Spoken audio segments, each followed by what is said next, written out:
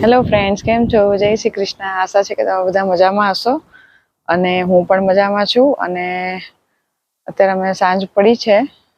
હું તમને બતાવું અહીંયા વેધર કેવું છે આજે. જો આ તમે જોઈ શકો છો કે દૂર દૂર સુધી ક્લાઉડ દેખાઈ રહ્યા છે, બ્લેક અને વ્હાઈટ. અને આ આકાશમાં જો સુંદર નજારો જોવા મળી રહ્યો છે. અને આ જો ફ્લાઇટ પણ ત્યાંથી ટેક ઓફ થઈ રહી છે.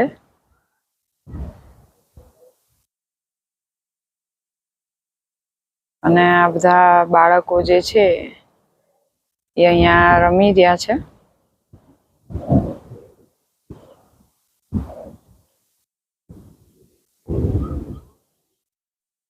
તો મિત્રો, મેં તમને બતાવ્યું કે કેનેડામાં આજે સાંજે કેવું વાતાવરણ છે.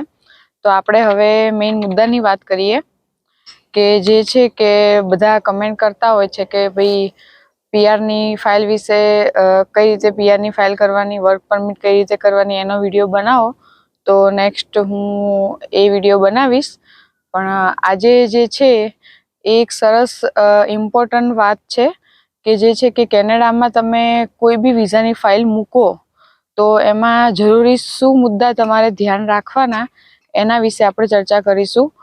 કે અહીંયા બહુ બધા વિઝા ઉપર લોકો આવતા હોય છે. ફોર એક્ઝામ્પલ સ્ટડી પરમિટ છે, વર્ક પરમિટ છે, પીઆર છે, વિઝિટર છે. તો આપણે આજે સ્ટડી પરમિટ, વર્ક પરમિટ અને પીઆર એમાં કઈ કઈ બાબતો ધ્યાનમાં રાખવાની હોય છે પહેલેથી છેલ્લે સુધીની, એની ચર્ચા કરીશું. અને એક જે વસ્તુ છે કે મોસ્ટ ઇમ્પોર્ટન્ટ વાત, એ હું વિડીયોમાં લાસ્ટમાં કહીશ. તો વિડીયો આખો છેક સુધી જોજો. તો સૌથી પહેલા જે આપણે વાત કરીએ છીએ સ્ટડી પરમિટની. તો સ્ટડી પરમિટમાં કઈ કઈ વાતો ધ્યાનમાં રાખવાની હોય છે. તો સૌથી પહેલા તો તમે સ્ટડી પરમિટમાં કયા સ્ટાન્ડર્ડ પછી આવો છો. કે ઘણા લોકો 12મું ધોરણ પતે પછી તરત આવતા હોય છે, બરાબર છે. ઘણા લોકો બેચલર ડિગ્રી માટે આવતા હોય, ઘણા લોકો માસ્ટર ડિગ્રી માટે આવતા હોય છે. તો મારે મત પ્રમાણે 12 પછી આવવાનું ટાળો. કે કારણ કે આપણી પાસે કોઈ જાતનું નોલેજ નથી હોતું, એક્સપિરિયન્સ નથી હોતો, આપણી ઉંમર નાની હોય છે. તો અને એની માટે પછી તમે આગળ કયો કોર્સ ચૂઝ કરો છો એના ઉપર ડિપેન્ડ છે. તો મારા મત પ્રમાણે 12 ધોરણ પછી આવવાનું ટાળો. પછી જે છે કે મેઇન પોઈન્ટ કે તમે કયા કોર્સ ઉપર આવો છો, કયો કોર્સ તમે સિલેક્ટ કરો છો. કારણ કે અત્યારે રિસન્ટલી જે ગવર્મેન્ટે રૂલ્સ બહાર પાડ્યો છે કે અમુક કોર્સમાં એ લોકો વર્ક પરમિટ એક્સટેન્ડ નહીં કરી આપે, વર્ક પરમિટ નહીં આપે. પછી અમુક કોર્સમાં એવું છે કે તમારા જે ડિપેન્ડન્ટ હોય, ફોર એક્ઝામ્પલ કોઈ હસબન્ડ વાઈફમાંથી જો હસબન્ડ અહીંયા સ્ટડી પરમિટ પર આવતા હોય કે વાઈફ સ્ટડી પરમિટ પર આવતા હોય તો એના સ્પાઉસને, ડિપેન્ડન્ટને તમે નહીં લઈ શકો. તો એ પણ રૂલ્સ બહાર પડ્યો છે. તો તમે એવી કોલેજ અને એવો કોર્સ સિલેક્ટ કરો કે ઇન ફ્યુચર તમને કોઈ પણ વાતનો પ્રોબ્લેમ ન આવે. પછી તમે જે કોર્સ સિલેક્ટ કરો છો એની ડિમાન્ડ અહીંયા કેનેડામાં કેટલી છે, નેક્સ્ટ ફ્યુચર એની જોબ કેટલી છે, માર્કેટ કેવું છે, એ બધું તમે રિસર્ચ કરો. કોઈ તમારા રિલેટિવ અહીંયા આવ્યા હોય એને પૂછો. અત્યારે તો ગૂગલમાં બધું જ તમને જે બી જોઈએ બધું જ મળી રહે છે. તો એમાં તમે સર્ચ કરો તો તમને બેટર આઈડિયા રહેશે. પછી બીજી વસ્તુ જે છે કે સ્ટડી પરમિટ લેતા પહેલાં કેટલો ખર્ચો થશે. આપણે કોર્સ સિલેક્ટ કર્યો પણ એનો ખર્ચો ને એનો પણ અંદાજો આપણે લગાવવો પડે કે આપણી પરિસ્થિતિ પ્રમાણે બધાની પરિસ્થિતિ સરખી નથી હોતી. તો એ પણ એક મેઇન મુદ્દાની વાત છે કે તમારે જે તે કોર્સ કરવા માટે આવો છો તો એ સેમેસ્ટર જેટલો તમારો આખો કોર્સ પતી જશે, તમારું સ્ટડી 2 વર્ષનું, તો એમાં તમારે કેટલો ખર્ચો થશે એનું તમે આખું લિસ્ટ બનાવો. તો તમને થોડું માઇન્ડમાં આઈડિયા આવે કે ભાઈ આટલો ખર્ચો થશે. પછી જો તમારું એટલી કેપેસિટી હોય તો બરાબર છે, નહીંતર જો ઘણા લોકો લોન પણ લેતા હોય છે તો એની પણ તપાસ કરો કે કઈ જગ્યાએ ઓછા વ્યાજમાં તમને લોન મળે છે. સ્ટડી પરમિટ ઉપર પણ લોન આપતા હોય છે, તો એની પણ પૂરતી ચકાસણી કરો. પછી જે છે એ સ્ટડીમાંથી વર્ક પરમિટ થશે કે નહીં. મેં જે આગળ કીધું કે તમે જે કોર્સ સિલેક્ટ કરો છો એમાં નેક્સ્ટ તમે વર્ક પરમિટમાં કન્વર્ટ કરી શકશો કે નહીં, તમારે ડિપેન્ડન્ટને લાવી શકશો કે નહીં. અને બધા લોકો સ્ટડી પરમિટમાં આવતા હોય છે પણ મેઇન ફોકસ બધાનું એ જ હોય છે કે PR થઈને સેટ થવાનું. તો સ્ટડી પરમિટમાં આટલા મેઇન મુદ્દા જે છે એ ખાસ ધ્યાન રાખો કે છેક સુધીનું તમે ફ્યુચર પ્લાન કરીને આવો કે સ્ટડી પરમિટ, એના પછી વર્ક પરમિટ અને એના પછી PR. એ આખી પ્રોસેસ જે છે એ તમે પ્રોપર તમારે થાય છે કે નહીં એનું ચકાસણી કરીને આવો. પછી જે બધા સ્ટડી પરમિટ, વર્ક પરમિટ અને PR બધા લોકોને જે લાગુ પડે છે, જે એક મેઇન વસ્તુ જે છે, મેઇન મુદ્દો, એ હું તમને લાસ્ટમાં જણાવીશ, તો આખો વિડીયો તમે ખાસ જોજો. હવે આપણે વાત કરીશું વર્ક પરમિટની. તો વર્ક પરમિટમાં ક્લોઝ વર્ક પરમિટ અને ઓપન વર્ક પરમિટ બે ટાઈપની વર્ક પરમિટ હોય છે. તો ક્લોઝ વર્ક પરમિટમાં એવું હોય છે કે તમારે અહીંયા આવીને એ જે તે એમ્પ્લોયર પાસેથી તમે LMIA લીધો હોય એને ત્યાં જ તમારે જોબ કરવાની હોય છે. તો વિથ જોબ હોય છે. તો એ પણ તમે પ્રોપર એજન્ટ, જે તે એજન્ટને તમે કામ આપ્યું હોય તો તમે ચકાસણી કરો કે એ તમને LMIA થ્રુ તમે આવો છો તો તમે ત્યાં જોબ કરી શકો. કારણ કે અત્યારે બહુ બધું એવું સાંભળવા મળ્યું છે કે ભાઈ LMIA લઈને લોકો આવે તો છે પણ જોબ નથી હોતી. તો એ લોકોને અહીંયા આવીને બહુ જ પ્રોબ્લેમ ક્રિએટ થાય છે વર્ક પરમિટમાં. કારણ કે ક્લોઝ વર્ક પરમિટમાં એવું હોય કે તમે જેનો LMIA લઈને આવ્યા હોય ને એને ત્યાં જ જોબ કરવાની હોય, તમે બીજા એમ્પ્લોયર જોડે જોબ ન કરી શકો. હવે તમને ત્યાંથી એમ કે ના તમને જોબ મળશે ને, અહીંયા આવીને પછી તમને જોબ ન આપે તો તમે મુસીબતમાં મુકાઈ જાઓ. તમારું ગુજરાન કેવી રીતે ચાલે? અહીંયા બહુ બધા લોકો હેરાન થાય છે. અમારે બહુ બધા અમારા ગ્રુપમાં ઘણા લોકો એવા છે. તો એ એક્સપિરિયન્સથી હું તમને કહું છું કે એ બાબત ખાસ ધ્યાન રાખો. પછી જ્યારે તમે વર્ક પરમિટની ફાઇલ મૂકો તો તમારી જે ફેમિલી હોય કે હસબન્ડ વાઈફ હોય તો બેમાંથી એક જે ક્લોઝ વર્ક પરમિટમાં આવતું હોય તો તમે એ પણ ધ્યાન રાખો કે ભાઈ જોડે આવવાનું થશે કે વારાફરતી આવવાનું થશે, એ પણ ખાસ ધ્યાન રાખો. કારણ કે ઘણી વખત એવું હોય છે કે તમને એમ કે ના જોડે આવવાનું થશે, જોડે આવવાનું થશે, લોકો એવી રીતે ફાઇલ મૂકી દે પણ એવું બનતું નથી. તો એ પણ ખાસ ધ્યાન રાખો. બધું પરફેક્ટ તમે તપાસ કરીને પછી જ તમારી ફાઇલ મૂકો. પછી જે છે કે પ્રોફાઇલ, હવે હસબન્ડ વાઈફ બંનેની પ્રોફાઇલ હોય, બરાબર. હવે બંને જણા ભણેલા હોય, સારું એવું બંનેનું એજ્યુકેશન હોય છે. પછી એમાં એક જે છે એ ફાઇનાન્સ ફિલ્ડનો હોય અને બીજો જે છે એ IT ફિલ્ડના હોય. તો બંનેની પ્રોફાઇલમાંથી કોના ઉપર LMIA તમારે લેવો એ તમારે ખાસ ચકાસવાનું કે જો તમે ફાઇનાન્સ ઉપર LMIA લો છો તો બીજાની તમારે ત્યાં જોબ કરવાનું ફાઇનલ છે, તો બીજો જો IT વાળો હોય તો એને ત્યાં આગળ અહીંયા IT માં સ્કોપ વધારે છે, તો એને સેલેરી પણ વધારે મળવાના ચાન્સ છે. અને તમે ઓપન વર્ક પરમિટ વાળો હોય તો એ ગમે ત્યાં મૂવ પણ થઈ શકે.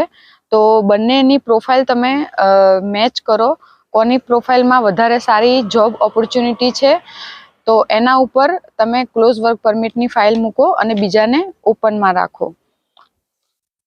હવે બીજી જે વસ્તુ છે કે ખર્ચો અને ડોક્યુમેન્ટ. તો વર્ક પરમિટમાં LMIA નો કેટલો ખર્ચો છે, કયા ડોક્યુમેન્ટ લાગે છે, પછી તમે જાતે ચેક કરી શકો. કારણ કે તમે અત્યારે કોઈ બી વસ્તુ તમે ગૂગલમાં નાખશો તો તમને એની પૂરતી માહિતી મળશે.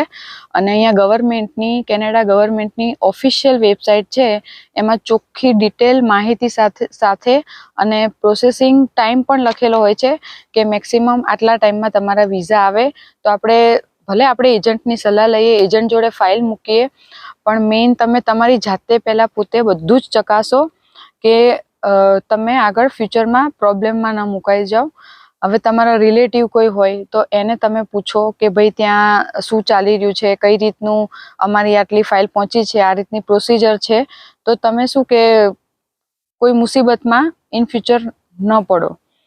પછી જે છે કે મેઇન વસ્તુ કે વર્ક પરમિટમાં કયા કયા બેનિફિટ મળે છે.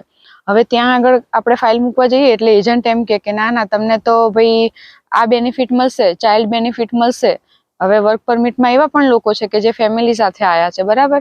હવે ત્યાં આગળ તમે હોમ કન્ટ્રીમાં ફાઇલ મૂકો તો તમને એમ કે ના તમને ચાઇલ્ડ બેનિફિટ મળશે, પણ પછી આપણને ખબર પડે કે ભાઈ ચાઇલ્ડ બેનિફિટ નથી મળતો, 18 મહિના પછી મળે છે કે PR વાળાને મળે છે, એવું હોય છે.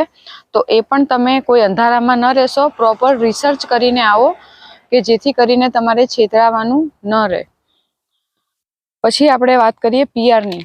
તો પીઆરમાં એવું છે કે અત્યારે તમે તમારી હોમ કન્ટ્રીમાંથી ડાયરેક્ટ પીઆર થઈને લોકો આવતા હોય છે, કે ઓફર લેટર લેતા હોય છે, કે અલગ અલગ પ્રોગ્રામમાં રૂરલ પ્રોગ્રામ ચાલી રહ્યા છે, એક્સપ્રેસ એન્ટ્રી ચાલી રહી છે, PNP પ્રોગ્રામ ચાલી રહ્યા છે.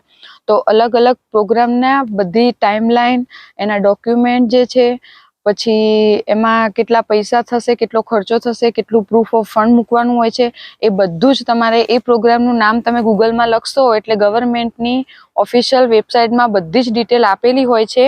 એ પહેલાં આખી તમે રિસર્ચ કરો, સર્ચ કરો, કયા ડોક્યુમેન્ટ જોશે, પ્રૂફ ઓફ ફંડ કેટલું જોશે, બાયોમેટ્રિકની ફીસ કેટલી આપવાની હોય છે, પછી લેન્ડિંગ ફી કેટલી આપવાની હોય છે, મેડિકલની ફી કેટલી હોય છે, એ બધું જ અંદર મેન્શન કરેલું હોય છે. તો પહેલાં આપણે આપણી જાતે રિસર્ચ કરવાનું, પછી બીજે તપાસ કરવાની, એજન્ટને મળવાનું, ક્રોસ વેરિફિકેશન કરવાનું, અને પછી તમારે ફાઇલ મૂકવાની. હવે જે હું તમને કહેતી હતી કે હું લાસ્ટમાં તમને એક મેઇન મુદ્દાની વાત જે જણાવીશ, તો હું એ હવે તમને ચર્ચા કરું એની, કે અત્યારે આપણે બધા જ જાણીએ છીએ કે બહુ બધી જગ્યાએ ફ્રોડ થતું હોય છે. હું એવું નથી કહેતી, હું કોઈ એજન્ટ ઉપર એવો આક્ષેપ પણ નથી મૂકતી, ભાઈ બધા એજન્ટ ખોટા જ હોય એવું નથી હોતું, પણ બધા જાણે જ છે કે માર્કેટમાં આવું બધું ચાલી રહ્યું છે. તો ખાસ તમે જે તે જગ્યાએ ફાઇલ મૂકો, એનું આખું બેકગ્રાઉન્ડ ચેક કરો, પછી ફ્રોડ થવાથી બચો. કારણ કે જો એજન્ટને તો બહુ બધા પૈસા બધા 4-5 જણા જોડથી 50-50 લાખ રૂપિયા લઈને તો જતો રહેશે, બરાબર. આપણે તો 50 લાખ કેવી રીતે આવે એ તો જેણે આપ્યા હોય એને જ ખબર હોય. એટલે આ ફોર એક્ઝામ્પલ હું તમને આપું છું કે અત્યારે જે સિચ્યુએશનમાં અત્યારે માર્કેટ ચાલી રહ્યું છે, તો ફ્રોડ થવાથી બચો. અને જ્યારે બી તમે સ્ટડી પરમિટ છે, કે વર્ક પરમિટ છે, કે PR છે, કે ઇનકેસ વિઝિટર પણ કેમ નથી, તો તમે જ્યારે બી ફાઇલ સબમિટ કરો ને એટલે એમાં GC કી ઓપન થાય.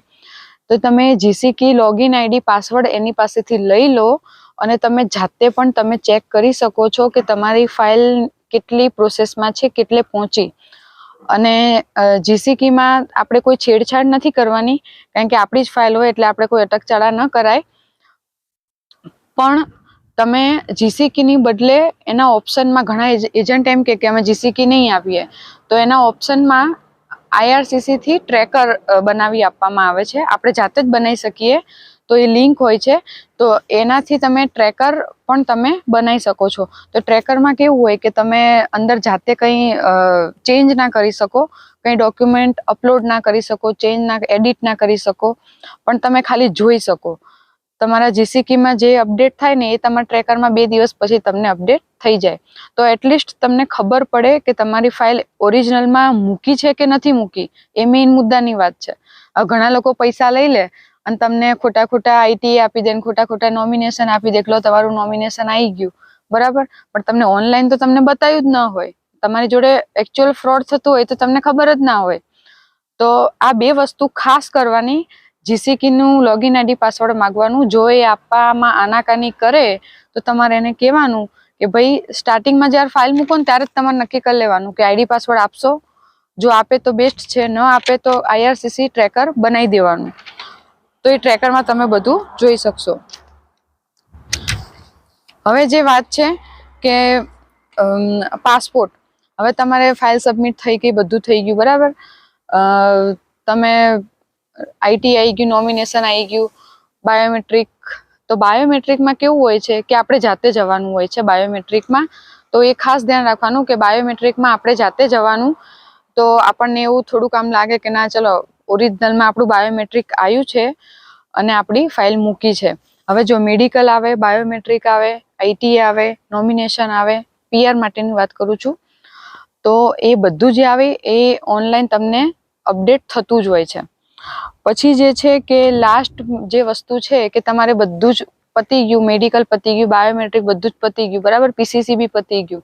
તો છેલ્લે તમે એજન્ટ તમને એમ કે ભાઈ તમારી PPR રિક્વેસ્ટ આવી છે, તમે મને પાસપોર્ટ આપી દો.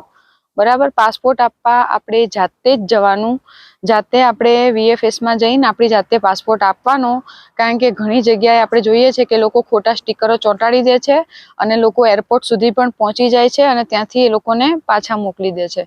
તમે લોકોએ ન્યૂઝપેપરમાં બી જોયું હશે અને ન્યૂઝમાં પણ સાંભળ્યું હશે. આ કંઈ હું કંઈ નવીન વાત તો કરતી નથી, બધા જાણીતા જ છે, બધાને ખબર જ છે. તો આ બધી બાબતનું ખાસ ધ્યાન રાખવાનું. અને લાસ્ટ બટ નોટ લીસ્ટ, IRCCમાં તમે જે GC કીનું ID પાસવર્ડ લેવાનો, નહીતર તમારે IRCCમાં જે ટ્રેકર જે છે એ બનાવવાનું, એ ખાસ ધ્યાન રાખજો. તો ફ્રેન્ડ્સ, આ હતો એક સરસ મજાનો ઇન્ફોર્મેશન વિડીયો કે જે વિડીયો લોકોને હું પોઝિટિવ માર્ગે દોરવા કોશિશ કરીશ કે લોકો ફ્રોડથી બચે. કારણ કે ઘણા લોકો જોડે ફ્રોડ થયેલું છે. અહીંયા કેનેડામાં પણ ઘણા લોકો એવા છે કે જે લોકો અહીંયા આવીને પણ એ ખોટી રીતે આયા હોય. ખોટી રીતે મીન્સ કે વર્ક પરમિટ કીધું હોય કે ભાઈ તમને જોબ મળશે, પણ અહીંયા આવીને જોબ ન હોય. એટલે તમે જ્યારે એજન્ટને મળવા જાઓ ને તો તમારે પ્રોપર બધી જ એને ચોખવટ પાડવાની અને તમારે ઓનલાઈન પણ જોવાનું અને 17 વખત વિચારીને અને પછી તમારે ફાઇલ મૂકવાની. એજન્ટ બેકગ્રાઉન્ડ ચેક કરવાનું. હું કોઈ એજન્ટ ઉપર પર્ટિક્યુલર બ્લેમ નથી કરતી. આ અહીંયાના જે અત્યારે કન્ડિશન ચાલે છે એના રીતે જ મેં વાત કરી છે. તો ફ્રેન્ડ્સ, આવા નવા વિડીયો અને નવી ઇન્ફોર્મેશન સાથે આપણે મળતા રહીશું. તો મારી ચેનલને લાઇક કરો, શેર કરો અને સબસ્ક્રાઇબ કરો અને કમેન્ટ બોક્સમાં જરૂરથી જણાવજો કે તમને મારો વિડીયો કેવો લાગ્યો. Thank you.